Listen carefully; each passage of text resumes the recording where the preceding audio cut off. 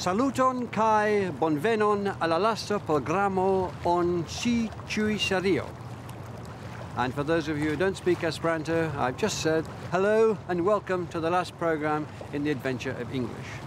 It's often argued that the modern world needs a common language with which to communicate. That's why Esperanto was invented in the late 19th century, with a dream of providing an artificial second language for all the people of the world. There have been numerous attempts at similar schemes, but none of them anywhere near as popular as the language which spread by natural selection through the 20th century, English. English can now claim to be a global language, more so than any other language in history.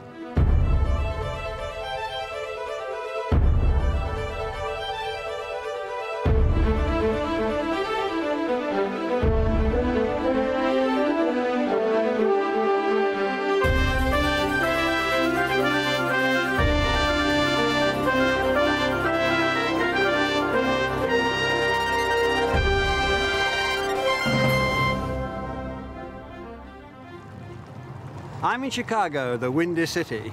The 20th century could be said to begin here. In 1871, a fire had destroyed old Chicago, but within 2 years, an entire new city was built for a new century. With a huge charge of economic and technical development, America was about to burst onto the global stage. The German Chancellor, Otto von Bismarck, said near the end of the 19th century, "The decisive element of modern history is the fact that the North Americans speak English." But there were now two Englishes, or one language that we might call English-American or American-English. And the story of the last century is how these two Englishes have grown together, sometimes in harmony, sometimes in competition. America was flexing its economic muscles at that time, and the words and phrases reflect that. Big business, executive, well-heeled, fat cat, go-getter, and yes man, as well as assembly line and clothes shop, they're all American English. Europe had its towers, but it took America to build and to name that quintessential image of the country, the skyscraper.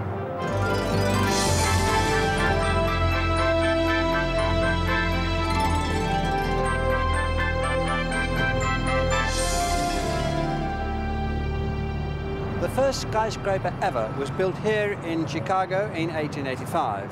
It's been knocked down, but this one was built soon afterwards. It's now the oldest one still standing in Chicago. Now, it's a hotel.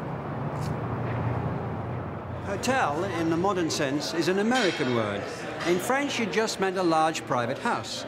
And it was in America that they first called this reception area a lobby, with its desk clerk, dressed in black, of course, at the front desk, its bellhop, and its concierge, another European word given its modern meaning in America.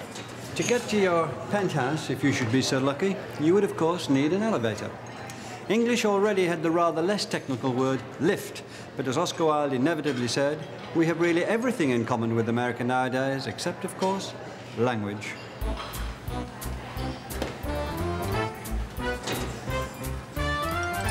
You can see it everywhere, and a hotel gives us quite a few examples. In England, we would have a wardrobe. This is a closet. In England, we would have a bathroom. Well, that's the same, but it could also be called a washroom. A tub with a faucet, not a bath with a tap.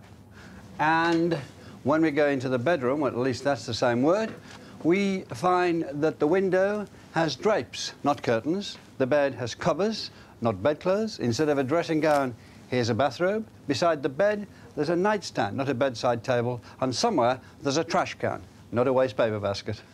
The British had long looked down on the way the Americans used the language. Coleridge thought the word talented was a vile and barbarous American word, but it was in fact English. Dickens noted how they corrupted the language with words like reliable and lengthy. There's always been some perhaps misinformed resistance to American words, but the Americans had never cared much for English opinion about their use of the English language. The poet Walt Whitman observed in 1888 that American English was the apotheosis of slang. A glorious new language, he said, reinvented away from the traditions and authority of British English. Hey, Mark, we got a problem. I don't have the chicken wings. I ordered them 2 days ago. Let's go for the wishbone omelet. Wishbone? Yeah. And with the omelet, you also get a corn muffin, a biscuit, or toast. You guys got growth. Right. Yeah. Awesome. You get apple maple or chicken andouille. The psychiatry is lifted. We should point out that the increase will not be any more than the savings. Right. Where they're writing over 2,600 in a quarter. Alrighty. In Britain, correct English was linked with manners, morals, and of course class. Just as one had to keep a straight bat and hold one's knife and fork correctly, so one had to use the right words. Use the wrong one and you could be caught out. Edwardian English abhorred flamboyance. When somebody wrote of Rupert Brooke, the young poet who died during the First World War, that he'd left Cambridge University in a blaze of glory, the poet's mother crossed out that melodramatic phrase and replaced it with a single word. It read, "He left Cambridge University in July." In part, it was a case of British formality versus American informality. American was thought to be a classless version of English, and there were those in Edwardian society who found that idea difficult to tolerate. But the First World War would test and change most of that. Edwardian English, like its Victorian parent, loved pageantry, pomp, and a society where every word knew its place. The trenches of the First World War detonated much of that. The First World War gave us new figures of speech as well as a vision of equality here in the trenches. Before the war, if you were in trouble or under pressure, you might have said you'd been thrown like a horse rider into a wasteland or a swamp, perhaps under a shower of criticism, words drawn from peaceful country life. After 1918, you'd probably say you were being bombarded, under a barrage, shell-shocked, or in no man's land. The First World War gave British English firepower and frontline, gas mask and camouflage, bonk for to shell with artillery, and dud for defective round. The balloon goes up was the signal for the artillery to open fire at 0 hour. Over the top comes from the terrifying moment of climbing out of the trench. The biblical phrase, at the 11th hour, gained a new meaning from the time the final ceasefire was declared on Armistice Day. All terms from the very end of World War I. When the armistice finally came, more than the First World War was over. It underlined what was already a trend, the shift of power in many areas, including language, to America. While Europe had been burning, the USA had experienced massive industrial expansion. The factories of the northern states needed new workers, and the poor of the South, many of the descendants of former slaves, saw the opportunity they offered and moved in. The migrants, overwhelmingly black, came along tracks like these and railroads like these. They came to the cities of the North, cities like Chicago, pounding with growth then and pounding with growth now. And they changed America. They also changed the English language. In the 19th century, almost all Afro-Americans had lived in the South. By the end of the century, 95% were up in the North. And they injected a new energy into the language. They brought African speech, African rhythm, new vocabulary. We're gonna boogie. We're gonna boogie. We're gonna boogie. We're gonna get in the groove. We're gonna do these boogie blues. What brought black and white together and put black speech into mainstream American was music. First jazz, then blues.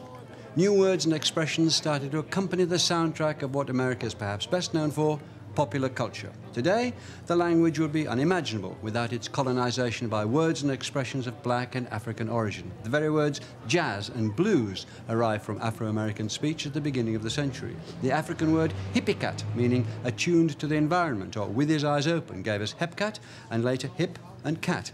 Later still, of course, its meaning grew to include the idea of hippie. White American embraced black American speech when people started to dance the hoochie-coochie, and then the cakewalk, the shimmy, jive, and boogie-woogie. We're gonna boogie, woogie, woogie, woogie, woogie, woogie all night long. We're gonna boogie, woogie, woogie, woogie, woogie, woogie all night long. And perhaps it was the sex in black music that seduced white America. Jazz itself may originally have been a word meaning to have sex. Later on, rock and roll certainly was. Jelly roll, cherry pie, and custard pie were all words for the female organ. Shack up, in the sense of living together, comes from black speech at this time too. Black American expressions are now so mainstream that it's forgotten almost all Americans, and very many British, including almost all youth, now speak some sort of black. Young people want to be cool or bad, which was first recorded as meaning good in America in 1928. Others might want to be groovy or mellow, which came from melody in jazz circles in the early 40s. Square is out, but it may come back. Gonna get in the groove, we're gonna do these boogie blues. Boogie. Thank you. Thank you. But it wasn't just black words flooding into American English in the early 20th century. Around that time, the country's population nearly doubled in just 30 years, mainly due to incomers from Central and Eastern Europe. As more Europeans migrated here and began to speak English, words from their own languages came with them. And American English, like English before it, was ready and able to soak them all up. And what was once foreign now sounds apple pie American English. If this coffee had been really hot, someone might have said ouch, from the German word ouch, A-U-T-S-C-H. As well as hamburger and frankfurter, the Germans gave us words like wanderlust, seminar, dumb for stupid, and even the game of poker from the German pochen. Bum, meaning tramp, comes from bummler, a good-for-nothing, hold on from halt an, and so long from the German so lange. So lange itself may have originally come from the Yiddish shalom. Bagels, lox, pastrami, and borscht became part of our nosh, another Yiddish word. Soon, German and Yiddish speech patterns flooded the language, and by the end of the century, we would all quite naturally be using turns of phrase such as, am I hungry? I'm telling you. Now he tells me, could I use a drink? I should worry. And there was plenty to worry about in the 1920s. The prohibition of alcohol encouraged gangsters, and in a garage on this unremarkable site, 7 men were mown down by Al Capone's mob in the notorious St. Valentine's Day massacre. It was a time of racketeers and hatchet men, of goons and finks. If you took the rap for a heist, you might find yourself in the can or even in the hot seat, especially for a hijack with a submachine gun. A woman was a chick, a bimbo, a broad, or a babe, and a telephone was a blower. We learned not to spill the beans, or we'd be taken for a ride, and to avoid gimmicks and pranksters, junkies, pushers, and the fuzz. And when we'd rang hooch, we had to watch out for a Mickey Finn. Gangsters are forever linked with the movies, never more so than here. John Dillinger, the FBI's public enemy #1, was gunned down as he left the Biograph movie theatre in 1934. He was fingered or betrayed by his companion, the notorious Lady in Red. She's still here.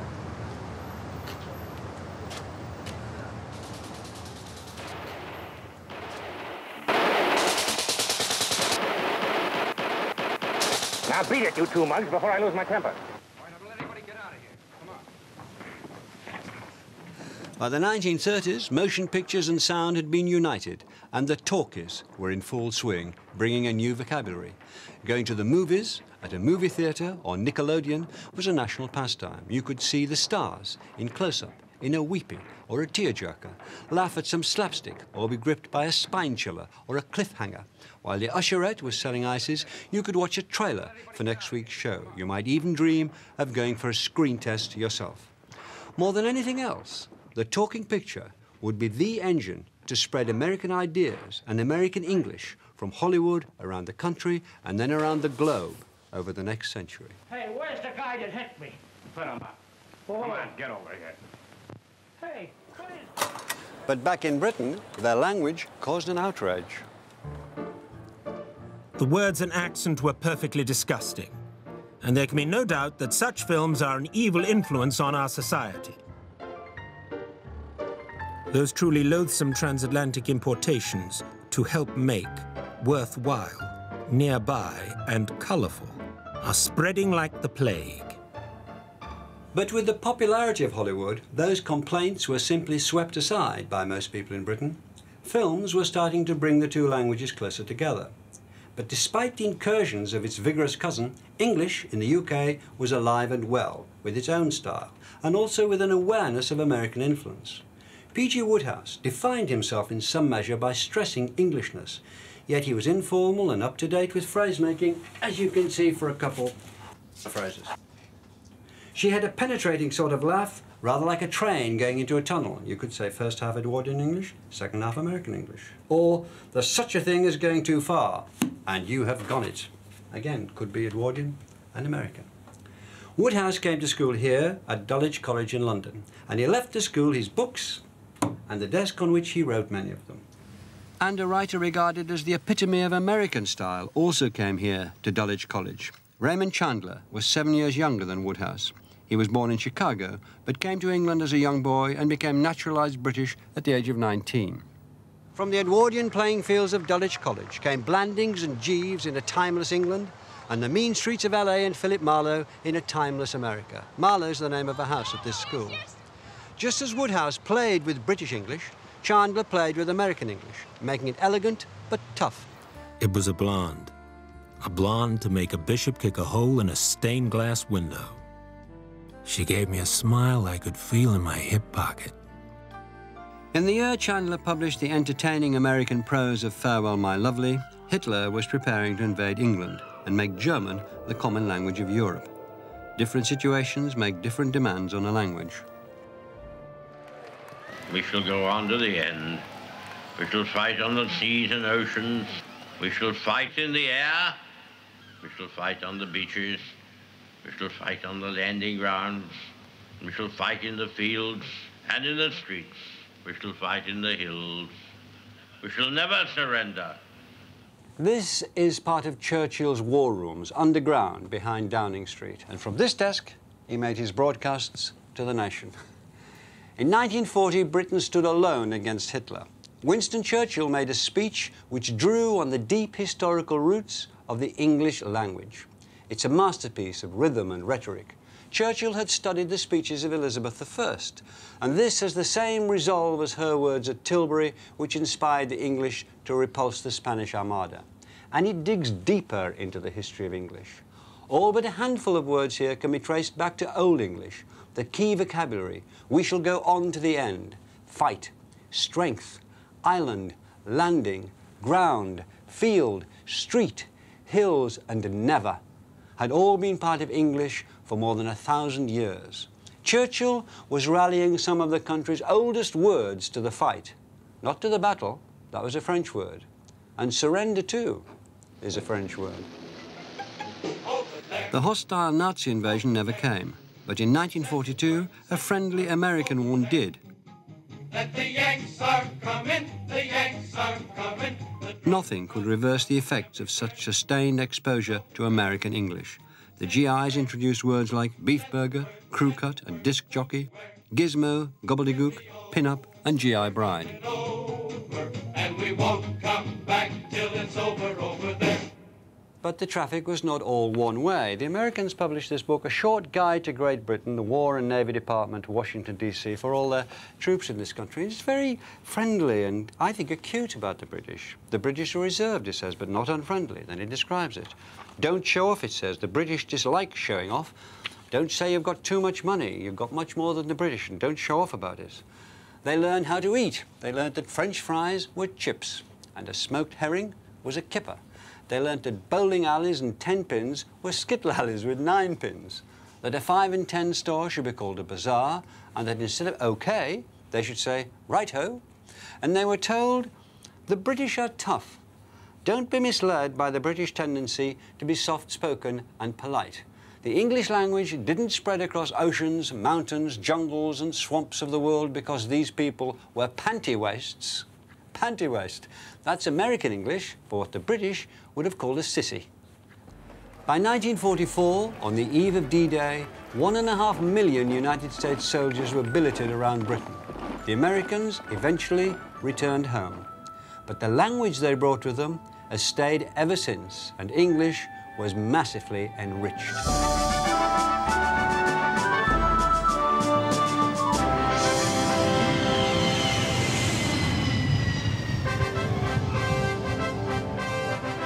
In March 2000, the Pope made his historic first ever visit to Israel. On this important occasion, he addressed his hosts not in their own language, Hebrew, nor in the Vatican's official language, Latin, nor in his native Polish, but in English. May peace be God's gift to the land he chose as his own. English has become the primary language of global communication, the most understood language in the world. So why has English become so important on the world stage? 19th century linguists felt that there was something special and unique about the language itself. In 1851, Jacob Grimm of the Brothers Grimm told the Royal Academy of Berlin that English was the strongest language because it had dropped all its complicated word endings. He wrote, "Of all modern languages, not one has acquired such great strength and vigor as the English, for none of the living languages can be compared with it as to richness, rationality, and close construction." You'd be hard-pressed to find any linguist today who'd follow that line, or even a less triumphalist argument put forward by another foreign scholar, the Dane Otto Jespersen, in 1905. He wrote, "The French language is like the stiff French garden of Louis XIV, while the English language is like an English park, in which you're allowed to walk everywhere without having to fear rigorous regulations." But most linguists today would agree not with the genius of Jacob Grimm, but with the linguistic scholar David Crystal, that the spread of a language has little to do with its intrinsic qualities. Social, political, and economic factors are now seen as the forces behind the spread of languages. There's a saying among linguists that a language is a dialect with an army and a navy. So a language that spreads just has more clout behind it. At the end of the Second World War, British and American troops were stationed as administrators in Europe and the Far East. In Japan, learning English became compulsory. In Germany, knowing English gave people an edge in dealing with officials and regulations after the Reich. And a world impoverished by the war turned its eyes enviously to the American dream. Now, the dream cars of tomorrow. Expressing not only the American love of beauty, but also the basic freedom of the American people. And the language of that dream was English, a language that came to represent the delights of consumption and consumerism, of material advance and its promise of happiness. But perhaps the most desirable consumer product at the end of the 20th century was first developed in England, in Manchester. It made the English language adapt and expand to a whole new vocabulary. In 1948, this was the state of the art of what the boffins were calling the electronic brain, the computing machine, or the electronic numerical integrator and computer. The baby, as this rather large piece of hardware was christened, was the first to store a digital program in its 2048-bit memory. In the years since Baby received its first input of data, the computer and its vocabulary have embraced the microcircuit, the database, the chip, and the mouse, the floppy disk, and the hard disk. We've progressed from the mainframe to the desktop, the laptop to the handheld, and now even a cell phone like this can download information from the internet, and with an estimated 85% of the world's web pages being written in English, this newest technology has become one of the great conduits taking the English language around the world. With the dollar leading the world economy in the latter part of the 20th century, English became the most significant trading language. Global trade in English is reckoned to be worth over $4,000 billion. That's 3 or 4 times as much as the next richest languages, Japanese and German. Though Chinese has more native speakers than English, trade conducted in Chinese is just 1/10 of the value of trade in English. Hello. Many design. Good pay now. Can choose what color do you like. I have a tie-dye and with pattern or plain color. Hello, you buy? There's an international rule that the seller speaks the buyer's language. If I want your money, it pays me to learn to talk to you in your language. It's the same on a larger scale, whether selling postcards to sightseers or raw materials to industrialists. English opens the purse strings. Here in India, some 40 million people speak English fluently, as if it were a first language, though mostly it's a second or third language. But it's reckoned that 1/3 of the population here have some sort of familiarity with the language, and that's over 300 million people. And that pattern is repeated around the globe. Wherever there's a population of English speakers, you'll find a much larger number of people who come into contact with it and have some knowledge of it, or at least learning it. Now is their time to relax and enjoy the program. In the second half of the 20th century, the number of people speaking English as their first language has doubled to nearly 400 million. though it's still not as many as the 900 million who speak Mandarin Chinese. English is national language, international language, so I study English. I can use English language to speak with other people. I want to earn much money. What I want to do today. However, there are another 500 million people around the world who are bilingual in English, or at least speak it fluently. It's here that the big expansion has taken place. The number has quadrupled in 50 years. But because of its usefulness as a second language, some 1,000 million other people are learning English in schools and colleges. Added together, that's about 2,000 million people, or a third of the world's population, who have some knowledge of English. It's an unprecedented expansion. English is now used as an official or semi-official language in over 60 countries around the world and plays a significant role in 20 more. English is now well established on all 6 continents, and it doesn't stop there, because in all sorts of ways, when nation needs to speak unto nation, they do it in English.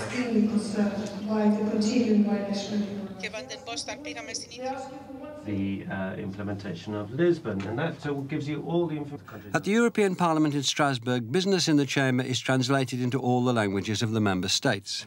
10 years ago, French was the language most commonly used by delegates outside the chamber. Today, it's English. The President of the Parliament to the President of the Commission. Final European Parliament documents are translated into all languages, but it's the language they are drafted in that's changed. In 1970, 60% of EU documents were drafted in French and 40% in German. By 1997, 45% were drafted in English, 40% in French and 15% in other EU languages. English plays the leading role, not just here at the EU, but in international bodies all around the world. The United Nations, NATO, the World Bank, and hundreds of other associations. English is important even when it's not the natural language of the major players. It's the only official language of OPEC, the Organization of Petroleum Exporting Countries. It's the working language of the European Free Trade Association, of the Association of Baltic Marine Biologists, the Asian Amateur Athletic Association, the European Association of Fish Pathology, and the African Hockey Federation. Whatever country they come from, most medical journals are published in English, like this one, the Japanese Journal of Biochemistry. It's not translated into English, it's published only in English, and its writers include Tatsuro Irimura, Hideyuki Takichuko, Kentaro Kato. Almost anywhere that a body wants to communicate with the world, or where they want access to the literature of international politics, ideas, culture and sport, you'll find English. In Germany, international corporations such as Daimler and Mercedes conduct important meetings in English, and thousands of English words have made their way into German speech and print, from accountant, acid trip and advertising agency to yellow pages, yuppie and zapper. A movement has been started to hold back words for which there's already a German equivalent, though when it's a choice between pesticide and Unkrautvernichtungsmittel, the smart money is on the import. But this opposition is nothing compared to France, where the tide of franglais was seen as a national threat. Just as we took in thousands of French words in the Middle Ages, French speakers and writers today are taking on thousands of English and American expressions. Un meeting. Un loser. Le surf. Une garden party. Le basketball. Mobile. Le downloader. Le football. Le score. Un soft drink. Cheeseburger. Un cocktail. Un jumbo jet. Un scotch. Un sandwich. Milkshake. Le parking. Le poney club. So many English words made their way to France that it became clear that something had to be done. And in 1994, the French government passed a law prohibiting the use of English words where good French equivalents existed on pain of a hefty fine. The British Parliament threatened retaliatory action if la loi tout bon, as it was called, was not watered down. But the most recent edition of the Académie Française dictionary did admit about 6,000 new words to the French language, including for the first time a number of franglais words and expressions, but most of them are from the 1950s, such as le cover girl, le bestseller, and le blue jeans. Most of those in everyday use, from le weekend to le zoom, were excluded. It's not just the old English-French rivalry. Norway and Brazil have recently adopted similar measures to keep English out. It's the colourful words that people want to borrow from English, but the language used as a tool for international documents is a different matter. This is a sample. It's an English that bears only a passing resemblance to the language you and I speak. According to Article 7 of Directive 96/92/EC, Member States must designate a system operator to be responsible for operating, ensuring the maintenance of, and if necessary, developing the transmission system in a given area and its interconnection with other systems, etc. Mind you, there are places in England where they write like this. We've all been globalised. It's very important, and it's very dull. It's this official sort of language that's being promoted around the world by government bodies, multinational corporations and international associations.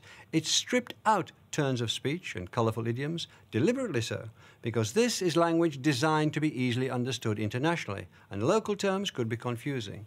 This sort of globalisation, I think, could become a cemetery for English. Is anyone ever going to write a poem in this sort of language, or use it when they fall in love, or when they have a real row, or express any of the personal feelings they have?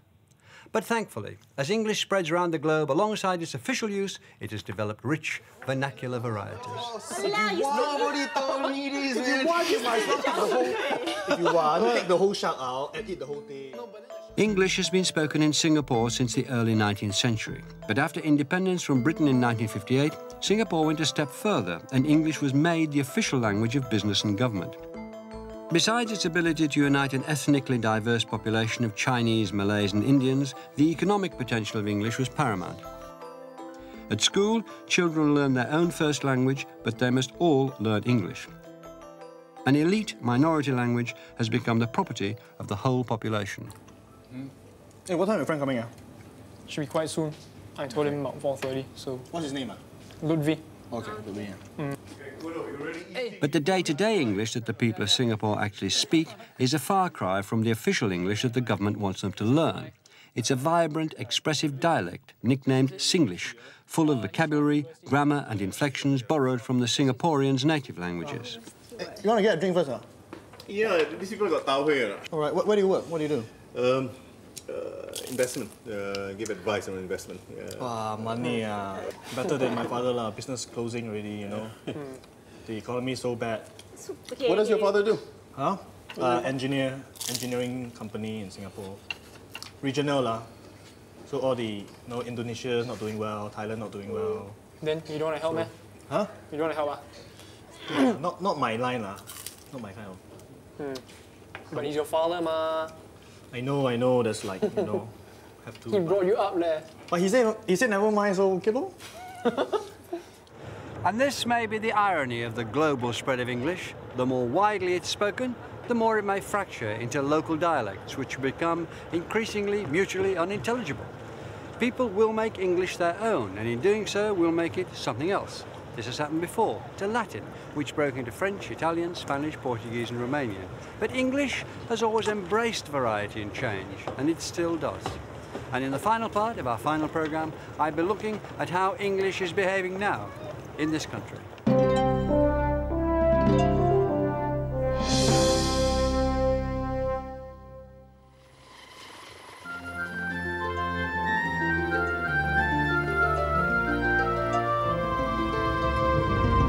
In this series, we've looked at how English began as an obscure tribal dialect 1,500 years ago and became a language for the world, spoken more widely and with more variety than any other language in history.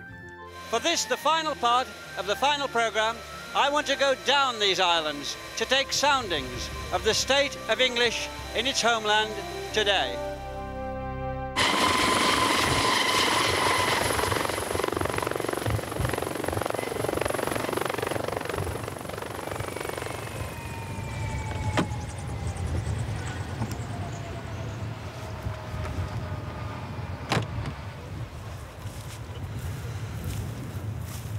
When English came here in the 5th century, it began to push the Celtic languages to the fringes, to the margins, to Wales, of course, to Cornwall, and here to the Outer Hebrides. And in all those places, it's hung on. I'm on Ness, at the northern tip of the Outer Hebrides, and the language around here, spoken by almost everyone, is Scots Gaelic.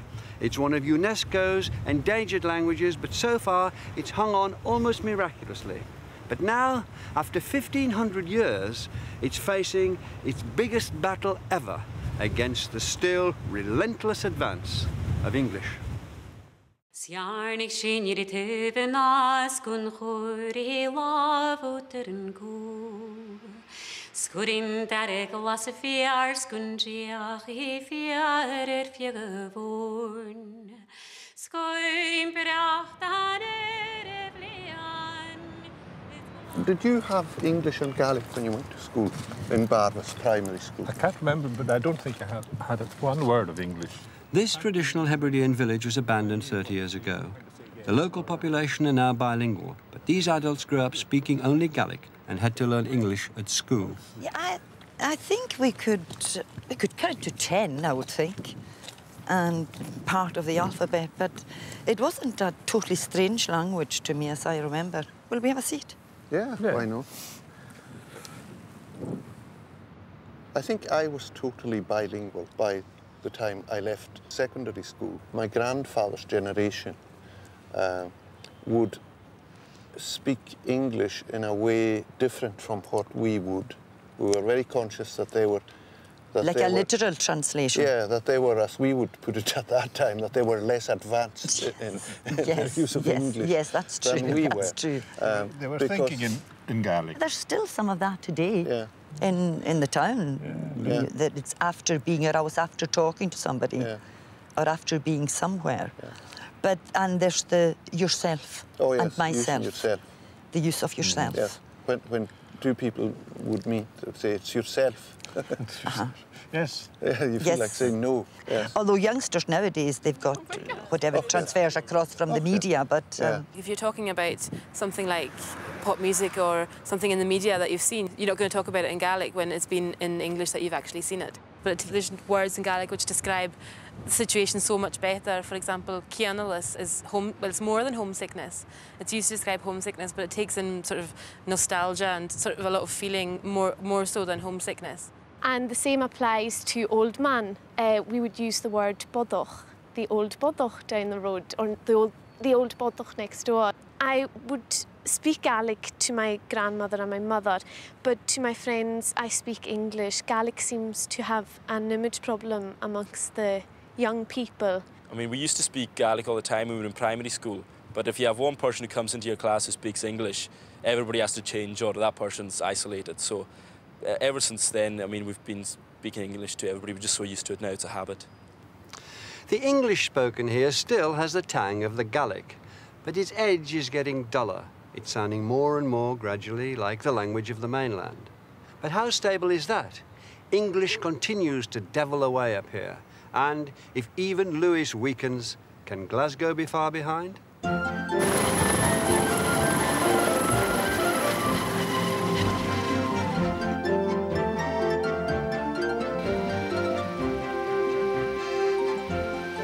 Glasgow has some of the most distinctive voices in Britain. Companies locate call centres here because they think that the softer version of the Glaswegian accent is one of the most trustworthy and friendly in the country. I'll send an email out to Resort and request that both reference numbers have rooms which are next to each other. Yeah, I'll do that. That's absolutely fine. So that would be 4:30.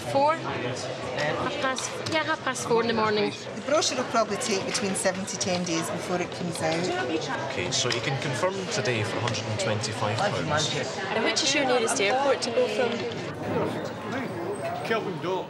But at its broadest, Glaswegian dialect is furthest away from standard English. It can be virtually incomprehensible to outsiders. The Grand Bar, aye, well, the Grand Bar, well, John was in the Grand Bar. Bigger than the bar, size, it's bigger than this pub. How many years up there? That's serving my time in Bartley, correct? You went to Bartley Coast. No, George Ross. Ah, well, probably, you know. He was a ton that. Was it?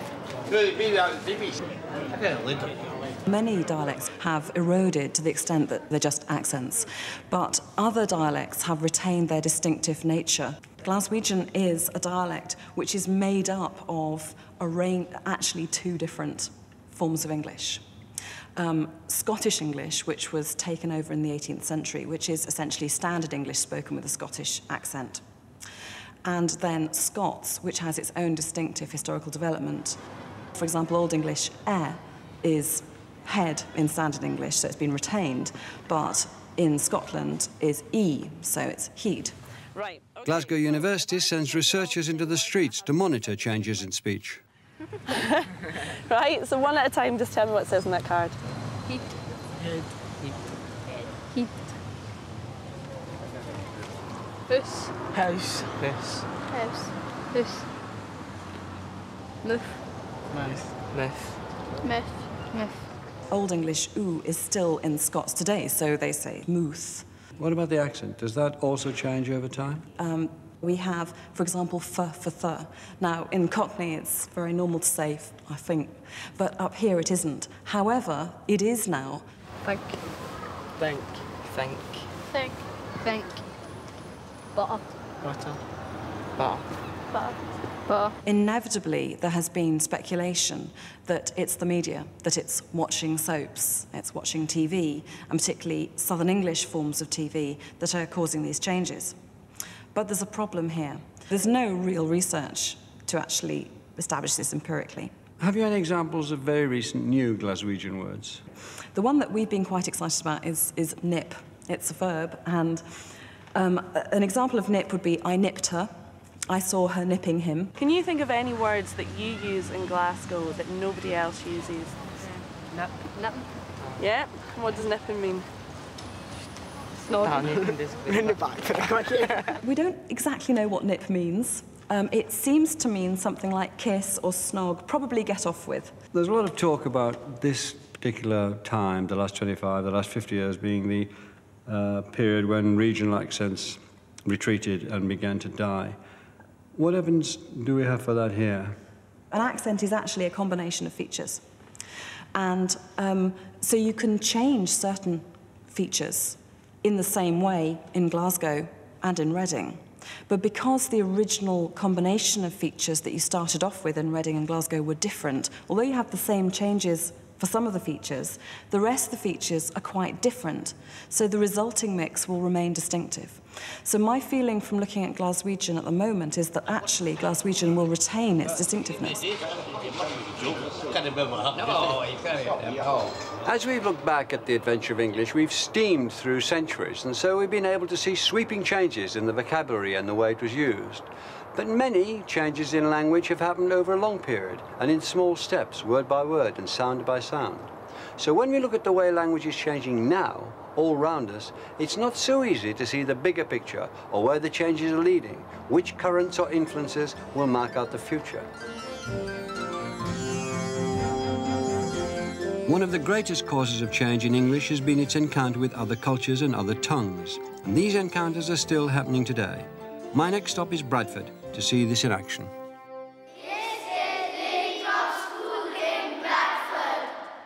Bradford has one of the largest concentration of South Asian populations in Britain.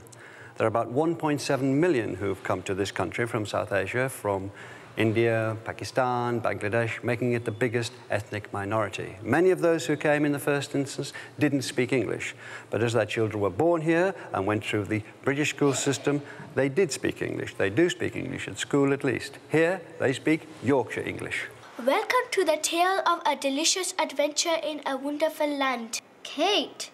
Not that. The name would tell much either way. She barely comes into the story. But if wishes were fishes, I'd bet we'd all throw them back. The first language of these children's parents and grandparents is usually Urdu or Punjabi, and that's often the language that the children speak at home.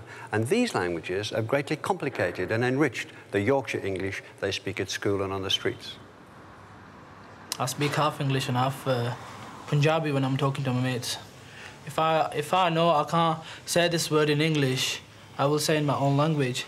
Kasme means I swear, like, I swear I won't do that again. I found with my white friends and, you know, like accidentally I will say, Kasme, I really did this. And they say, what is Kasme? Then I'll say, it means I swear, you know, I'm being honest. When they use the word kasme, it's quite funny the way they say it. They'll go, kasme, that happened. And, you know, they'll use the language as well, very differently as well. They walk up to you and you'll say, or, say, what's happening? And then they pick you up, or, what's happening? But they don't know they're saying the same thing. Or means what's happening, then they'll say, or, what's happening in the same sentence. The only, Punjabi word we use when we're texting is or. The rest is all short English that you probably use when you're on the internet sending a message. English is borrowing, adopting, changing, altering words all the time, as we've seen throughout these programmes. It's a massive job keeping track of them, being, as it were, the keeper of words. If any one body deserves to be called the keeper of the English language, it's the Oxford English Dictionary, and that's my next stop.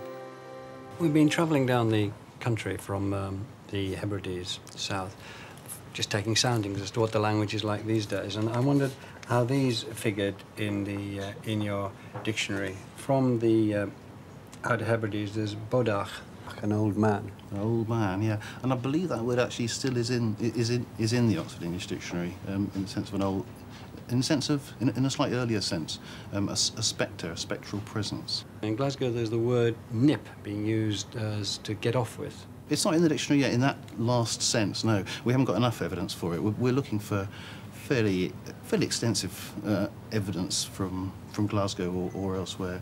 In Bradford, with the Punjabi and Urdu influence, there are several words.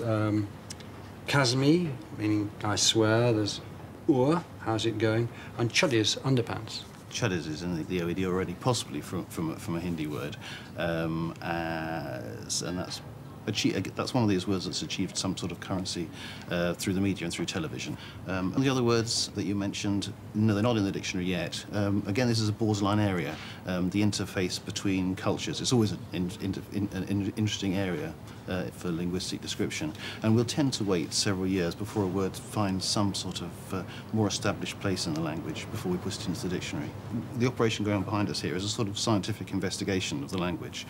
Evidence starts coming into our card files and our computer files, which we're monitoring, and we can see that it's maybe significant. Because so much of language is just sort of sparks that disappear. Let's talk about slang, about bling bling. Bling bling, meaning, you know, ostentatious jewellery, or as an adjective relating to that, ostentatious wealth, that sort of thing.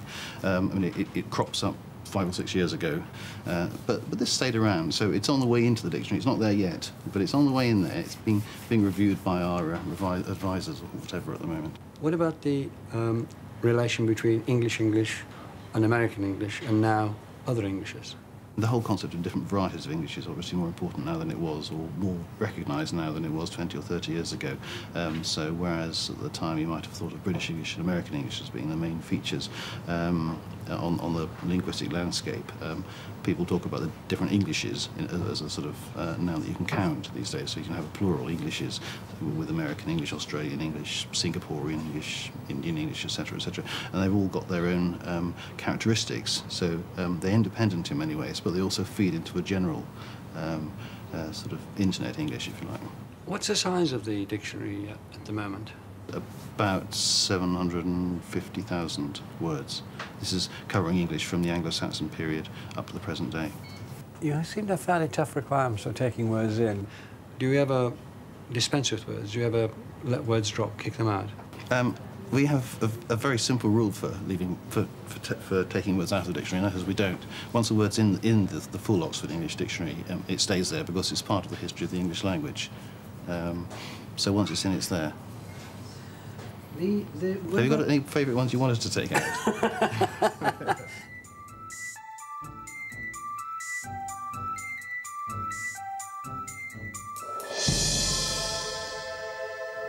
The adventure of English began 15 centuries ago, when invading Germanic tribes brought their dialects here from mainland Europe.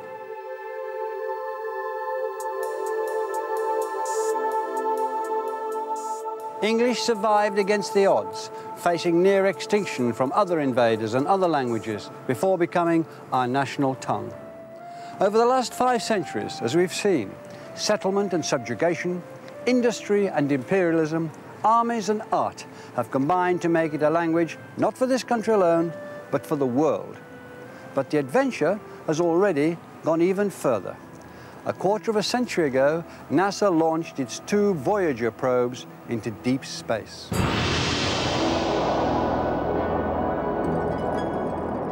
At the end of 2003, they're heading out of our solar system in the hope of contact with unknown forms of life.